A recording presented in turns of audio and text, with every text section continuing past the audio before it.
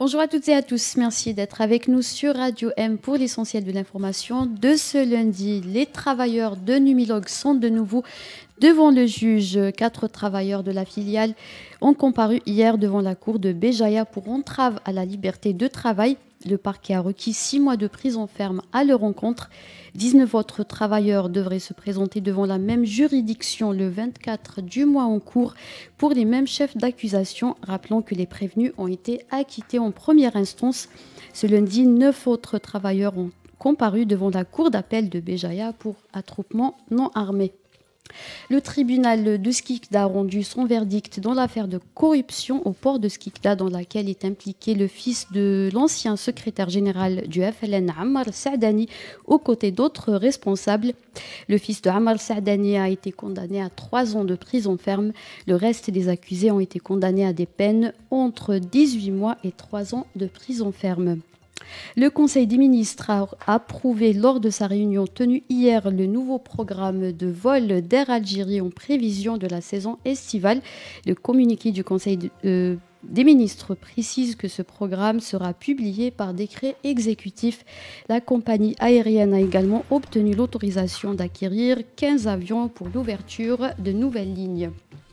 Le coordinateur principal à l'Agence nationale des barrages et des transferts a donné ce matin des chiffres plus ou moins rassurants sur le taux de remplissage des barrages.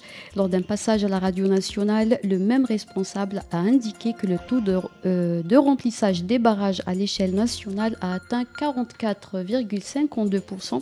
Il a précisé que les barrages ont atteint 61% dans les régions de l'Est, 26 et 24% dans les régions de l'Ouest et du Centre. Il a ajouté que ces chiffres sont conformes aux attentes des experts compte tenu du manque de pluie en raison des facteurs de changement climatique.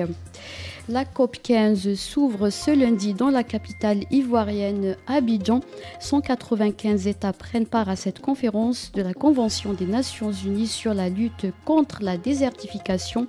Les participants devraient tenter de trouver des moyens pour lutter contre la dégradation des sols dans les 10 prochaines années.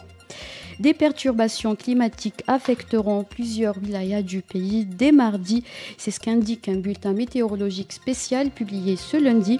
Une vague de chaleur s'annonce sur plusieurs régions. Des températures atteignant 30 degrés sont attendues sur les régions du nord et de l'intérieur. Elles atteindront 45 degrés dans les régions du sud avec de faibles vents de sable. Les régions du nord seront également affectées par des faibles averses de pluie. C'était la dernière information. Merci de nous avoir suivis.